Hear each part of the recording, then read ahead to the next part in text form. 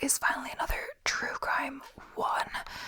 I am planning some more true crime, but I've just been so busy. I don't really have the time to fully plan true crime, you know, with the races and stuff like that. And also I want to plan a cranial nerve exam too.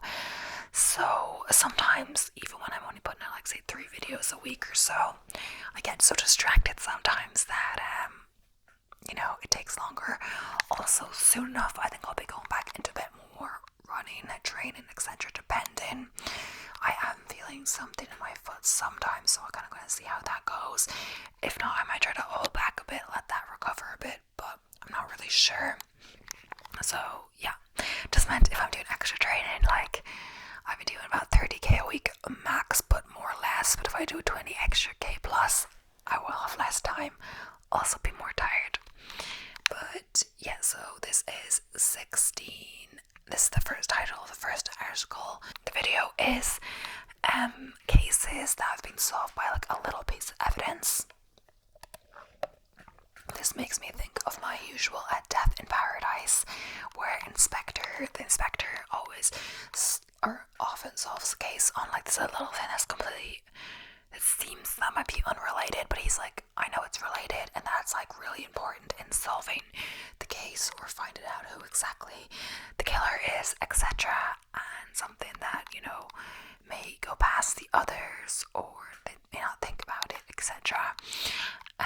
So yeah, so this is the first article, 16 absolute tiny pieces of evidence that blew cold cases wide open. So the first article is about cold cases in particular, but the next one aren't just about cold cases. So the first one is a 25-year cold case was solved with a hot dog napkin.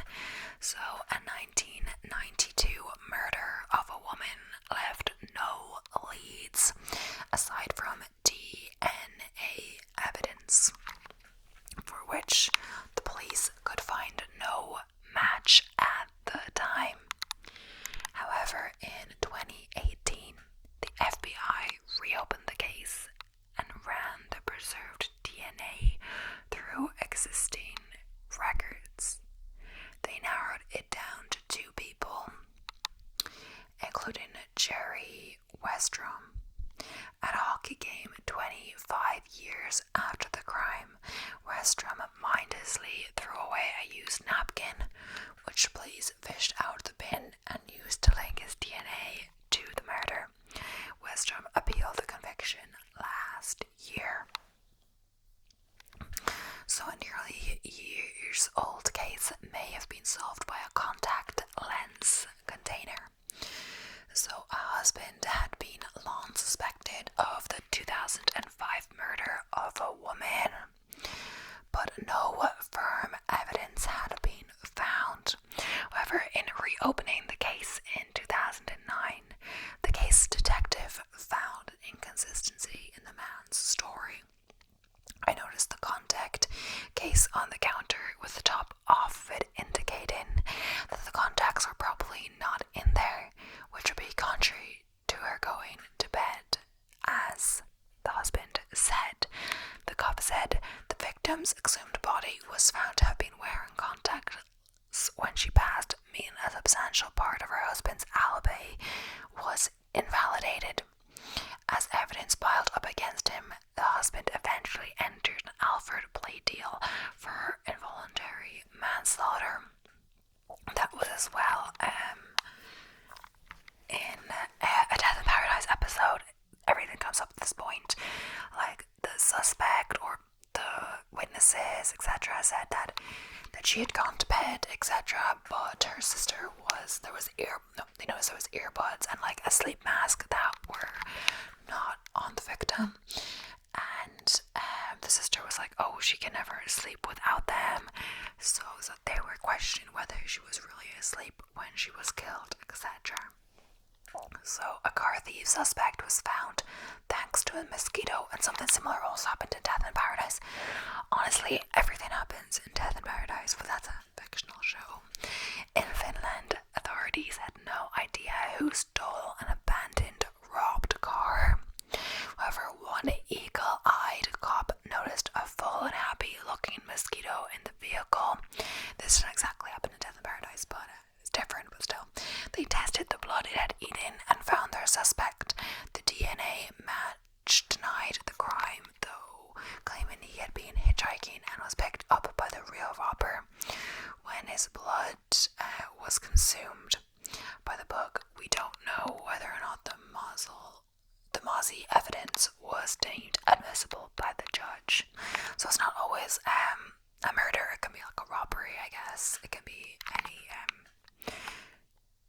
sort of cold case. So a tree ring blew a 1981 cold case wide open. So after her death, a woman's note which read, "If you can't find me, Fred did it," was not considered strong enough evidence to convict Fred. However, years after the murder, Fred's ex-girlfriend confessed to watching her former boyfriend burn the victim's body and led police to the site where she said it happened. There, cops found little surviving evidence except for burned branches and their rings, which showed significant damage from a couple of years back. On the side, the ex-girlfriend said the barrel was burned. The branches also had remnants of diesel fumes in them, which was the fuel the murderer used. And because of how trees grow, experts were able to date the incident back to the death of the victim. Fred was convicted in 85. The conviction was overturned in 87 and then reinstated in 88, leading to a 75-year prison sentence. Next up, a 23-year-old case was solved through a Lego brick. So a 78-year-old woman was killed in 1991 after 15 years of investigation with no real leads. The police stopped looking. Some Lego blocks strewn in an uncharacteristically messy way on the victim's floor were preserved from the 91 crime scene. However, DNA samples from these were tested in 2013 when the case was reopened. They matched John Sin's DNA, who was already on death row for another murder by the time the discovery was made. A postage stamp linked the murder of an Italian child to a man who died in 1991. The resulting search led police to find not only the man's unclaimed child, but also the murderer. DNA from a postage stamp found to match that which police found on the body of a murdered 13-year-old girl in 2010 was matched to a man who had died in 1991. Police suspected his children may have been involved, but none of them matched the profile. So the cops reasoned the dead man must have had an illegitimate child.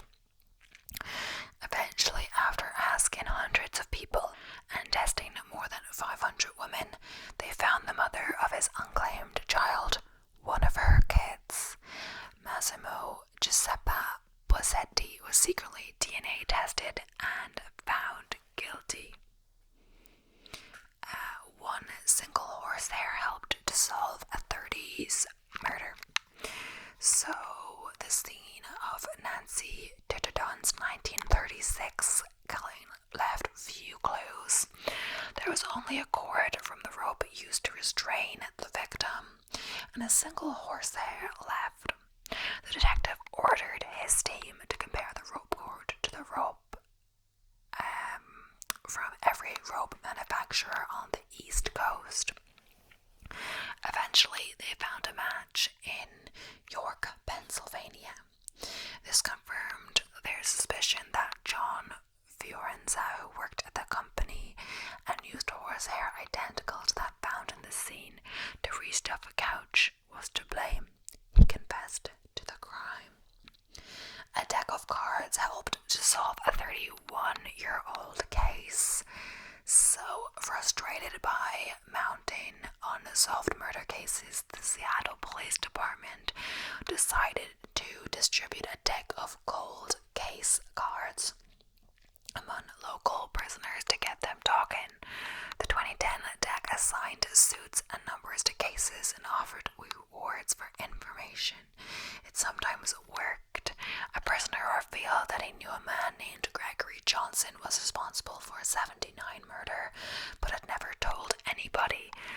Watson confessed to the crime, Queen of Hearts in the deck, when questioned by police.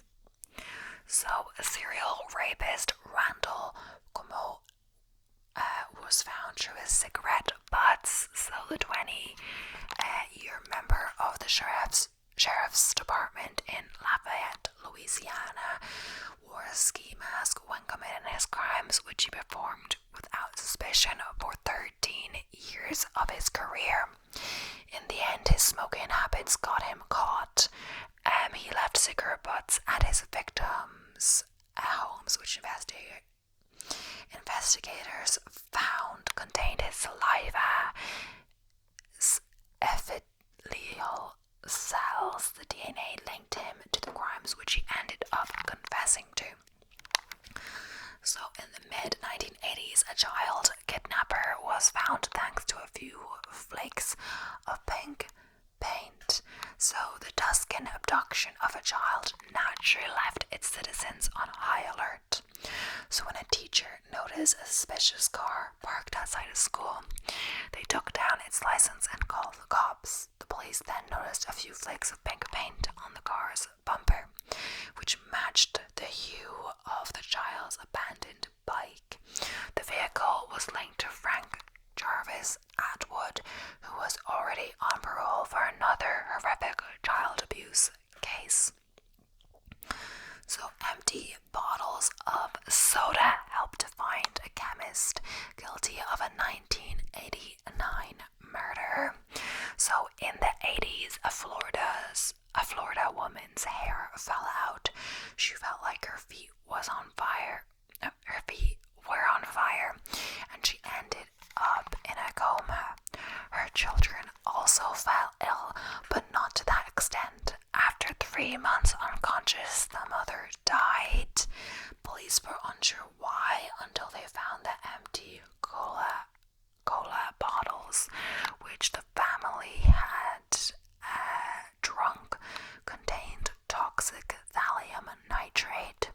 While interviewing the victims' neighbors about potential motives for murder, one man, George James Trabal, seemed shaky when giving his answers. It turned out that not only did Trabal dislike the victim, but the chemist had also previously spent 2 years in prison for his role in an illegal methamphetamine lab which used thallium. Trabal was found guilty. So next up is a tiny coin-sized shard of plastic. But yeah, a tiny coin-sized shard of plastic helped to solve a cold case.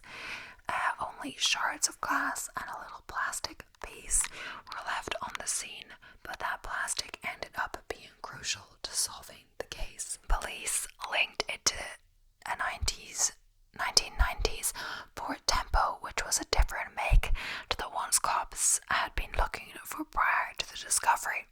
Hours after the new information came to light, a cop spotted a car of that description with a missing chunk of plastic on its body. We discovered our suspect went out of state to get the windshield replaced on the dates that matched up, and the interview led to a confession the police revealed. A 1998 murder was solved by a dog hair. So, after 2 murderers killed a woman, they did everything they could to hide their involvement. They wrapped the victim in plastic and deep cleaned the room in which she was killed. However, when police found dog hair on the victim's sock, they matched it to the fur of the suspect's pet. After a successful escape from a prison sentence, runaway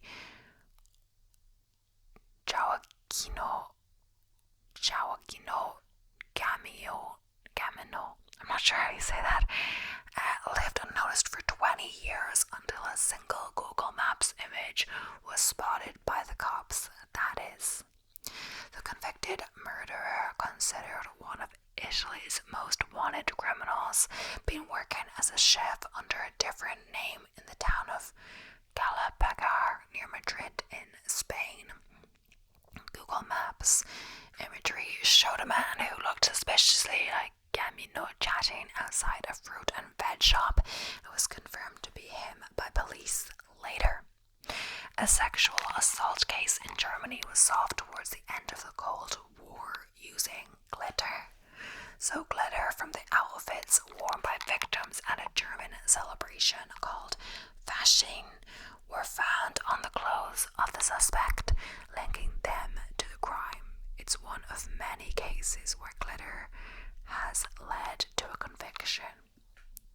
So tiny pink bath mat fibers help to identify a serial killer after years of investigation. So various literal threads connected the victims of an apparent serial killer in the 90s in Spotsylvania, including pink fibers that appeared to be from a bath mat and dark blue strands. However, police couldn't find the source of the threads until a kidnapped victim escaped from her captor's home and led police back to the home. There they found the sources of the fiber they'd seen on multiple victims, and the serial killer was found. So, next up we have some more crimes solved by a tiny piece of evidence. So the murder of Carla Brown. In the summer of 1978, the body of a young woman was found partially submerged in a large drum of water in the small town of Wood River, Illinois. Her name was Carla Brown, and she'd been brutally beaten, raped, and murdered. Although the crime appeared to be rushed and poorly planned, there seemed to be no evidence pointing towards a suspect. After 2 years, investigators finally noticed a set of bite marks on Brown's shoulder. Even this breakthrough was useless without a set of teeth for comparison, though. They got a break in 1982 when a woman reported that she overheard a man named John Pratt mention the bite on Brown's shoulder. Since even the police had only recently discovered this detail, it was all but impossible for an innocent member of the public to know about it. Police exhumed Brown's body to create a mold of the skin where she'd been bitten. Another mold was taken from Brandt's mouth. After they matched, Brandt was convicted of murder and sentenced to 75 years in prison. So the secret past of Archbishop Valérien Triffa. So, by all accounts, Valérien Triffa was a respected member of his community. He came from Romania to the United States after World War II and rose to the rank of Archbishop in the Romanian Orthodox Church. Ever since the 1950s, he's been the subject of a quiet investigation after other Romanian immigrants claimed he used to be a member of the Iron Guard, Romania's preeminent pro-Nazi group during its occupation. In 1975, after discovering that he had hidden his time in the group from immigration officials, the US government felt they had enough evidence to strip him of his citizenship, though he remained in the country.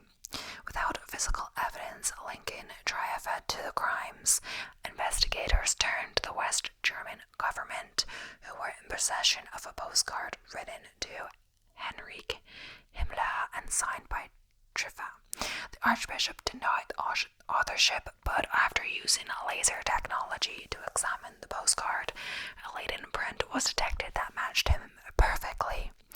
Armed with this new evidence, the US government deported Triffa, who lived the rest of his life in Portugal. So next up is the murder of Denise Johnson. So on May 2nd, May 2nd, 1992, Denise Johnson was murdered. Her strangled body was discovered the next day in the remote wilderness outside of Phoenix, Arizona.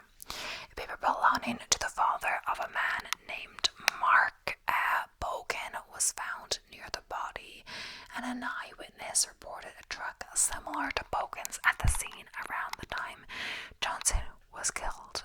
However, Bogan claimed that Johnson, who he said was a hitchhiker, had stolen his pager. Given that there was virtually no physical evidence tying him to the crime, police were stuck. That is until one of the detectives noticed a small abrasion on a nearby tree. And remember that 2 small seed pods from that species of tree had been found in the back of Bogan's truck. Since the truck was fairly common in the area, that wouldn't have been enough to tie Bogan to the crime without the work of a professor of molecular genetics.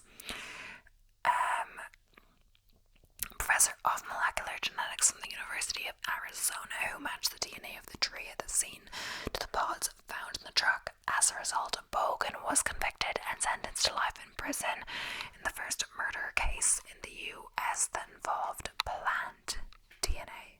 Interesting. The disappearance of Melissa Branning. So 5-year-old Melissa Branning was enjoying a local Christmas party at her apartment building in 1989 when she disappeared. The complex groundskeeper Caleb Hughes had also vanished around the same time, so he's immediately tabbed as a suspect. By the time police found him at 1 a.m. the next morning, however, he had suspiciously already washed all his clothes from the previous night, destroying any potential evidence. Police were only able to recover some blood, hair, and fiber from his car. Though Melissa was a potential match for the hair, she was eventually ruled out as a source of the blood stains. The fibers were similar to what she had already been wearing that night, but police had nothing to compare it to. Eventually, they discerned where the outfit had been purchased and located an identical outfit. When the fibers matched, police charged Hughes with abduction with intent to defile. Since they couldn't prove Melissa had been killed, he was convicted and sentenced to 50 years in prison. So the South Side Strangler, known as the South Side Strangler, Timothy W. Spencer, terrorized the state of Virginia in the fall of 1987, raping and killing 4 women in their own bedrooms. He left very little evidence at the scene of his crimes, most notably small amounts of semen. It was all prosecutors had to go on, since no eyewitnesses could place Spencer at any of the victims' houses, but DNA had never been used to convict someone in court. Because, this is a good while ago. Luckily, the evidence was allowed to be used. Sure enough, it matched DNA taken from Spencer's blood. Not only was he sentenced to death for the Southside Strangler murders, he was also implicated in a dozen other crimes, including the murder of Carolyn Jean Ham. His implication in a murder made David Vasquez, who had previously been convicted of the crime, the first to be exonerated due to DNA evidence. So next up, the murder of Hal Crafts, in a case that will come to be known as the wood chipper murder. Hal Crafts disappeared unexpectedly from her home in Connecticut. Her husband Richard claimed she had merely returned to her native country of Denmark to live with her mother, but her friends didn't believe the story. Hal had previously warned them not to believe stories of disappearance or accident in the event of her death. They hired a private investigator to look into the matter, and he uncovered rumors of physical abuse and serious philandering on Richard's part. However, with no body, it was difficult to charge Richard with anything. Luckily, an eyewitness came forward who claimed to have seen a man operating a wood chipper on a bridge over the Housatonic River. Police found a few strands of blonde hair, some skin, a fingernail, but since this was before DNA technology became available, all police could determine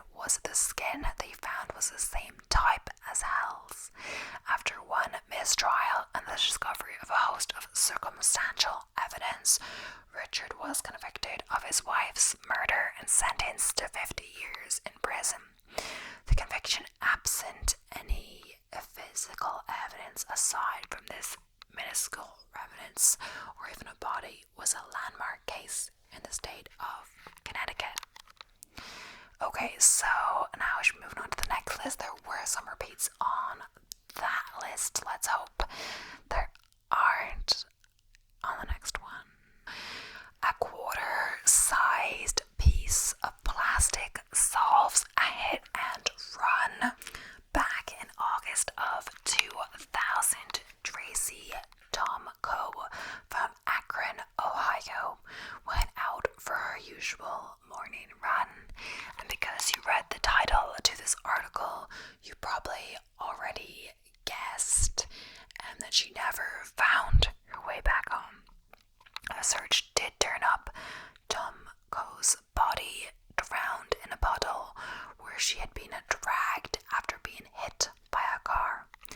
Everything about the case was awful, including the fact that the police had no suspects, and the only evidence left at the scene was a few tiny fragments of broken glass and a piece of plastic the size of a quarter. So it took a while, but the police eventually identified the correct make and model of the vehicle as a 1990 Ford Tempo after months of looking for something different. But fortunately, the universe throws do-gooders a bone every now and again, and a police officer happened across a Ford Tempo with a suspicious piece of plastic missing just hours after learning of this new information, which of course finally gave law enforcement an actual suspect in the case. As it turns out, the suspect had just happened to have their windshield replaced around the same time as the murder and traveled out of state to have it done. And since crossing state lines for autoclass replacement on that very car that's missing a too perfect to be coincidental piece of plastic is a bit of a red flag, they decided to bring the vehicle's owner in for some questioning, which resulted in a confession and a 10-year stint in prison for involuntary manslaughter, because of course it did. Thankfully, with advancements in forensic science and cameras recording pretty much everything all the time, hit-and-run cases have been steadily decreasing.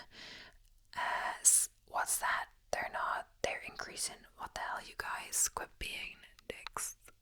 Oh. I don't know. They're trying to be humorous or something. Not sure that's what you should be going for in a article about murder and crime and stuff, but yeah. So, next up, 3 grains of pollen shed light on where a murder victim came from. In 2006, a 27-year-old murder case had a slight break in it thanks to 3 grains of pollen recovered from a teenage victim's jacket and pant pockets.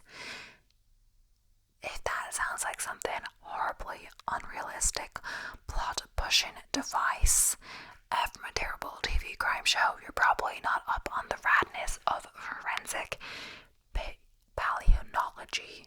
As you might imagine, given the context, forensic paleontologists study plants and plant materials to help solve crimes, and this highly specific yet extremely important job had been used to crack many cases.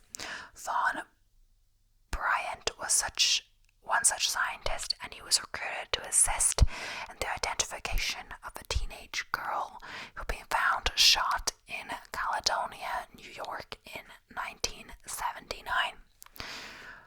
Bryant found 3 grains of Australian pine pollen on the victim, which proved to be fairly revelatory, as the pollen could only be found in Arizona, Florida, and South Carolina.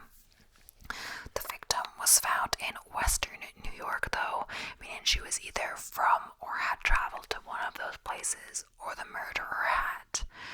Unfortunately, as important as this find was, it didn't leave to a firm suspect, and the crime still hasn't been officially solved. Police did find 2 men that could have committed the murder. Well-known serial killers Otto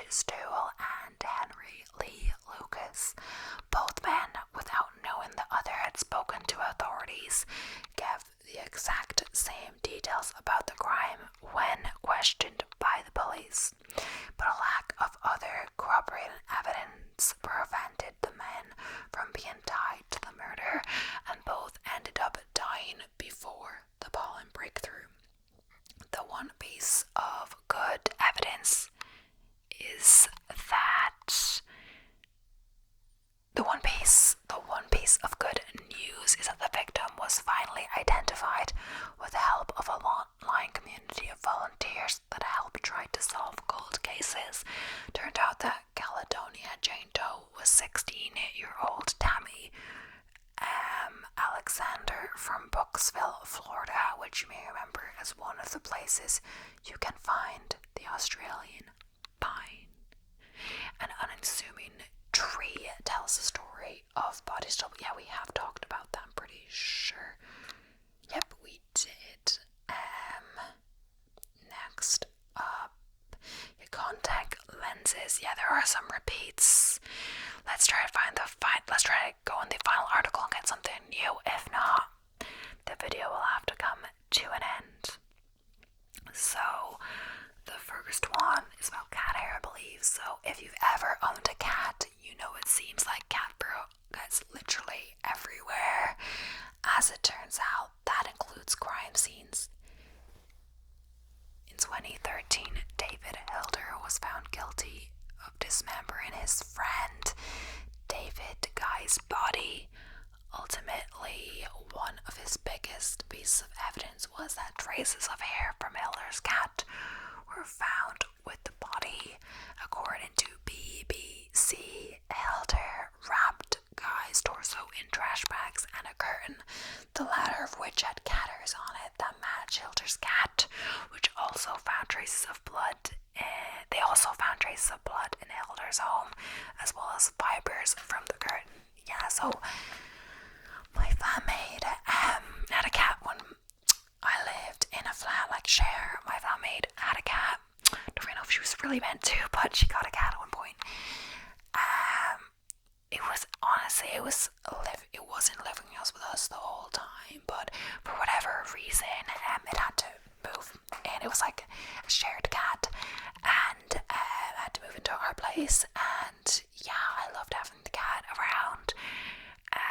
When she went away, I looked after her for a week. She really wanted me to feed her, but we went out, etc. Even so, that when they came back, I think she preferred my room because she was used to it, or used to being around me for that time. Cats have a short memory, but then I didn't live with her for a while, it seemed, and then I went over, and the cat barely went over to me, when I was there. So, but yeah, the point is that I loved having her around my room, but my floor and clothes or wherever was on me were covered in cat hair. I did let her go all over me in my bed and things, but there was cat hair everywhere. There's a whole field of forensic botany and ecology that works to solve cases using evidence left behind by plants. In 2005, forensic botanist and ecologist Patricia Wilshire found crucial evidence that helped convict Ian Huntley of the murder of Holly Wells and Jessica Chapman, and it was all thanks to some pollen. According to The Guardian, Patricia was able to identify the path Ian took by noticing that a new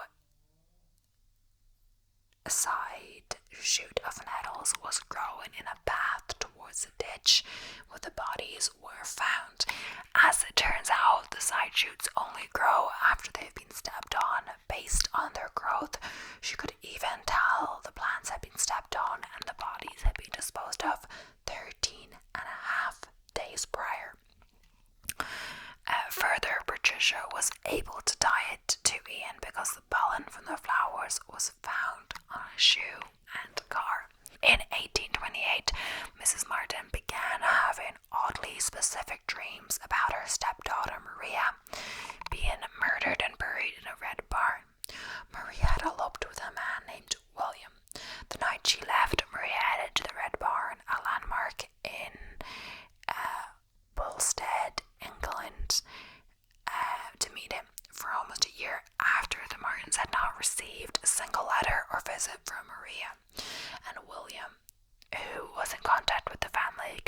to make excuses for her. Eventually, Mrs. Martin grew so worried she told her husband about her dreams. After some time, Mr. Martin and a friend went to the Red Barn at his wife's urging. While searching, they noticed a loose part of the floor. Opening it, they found what looked like a body wrapped in a sack with a green handkerchief. Mr. Martin returned home to ask his wife what color scarf Maria had left in.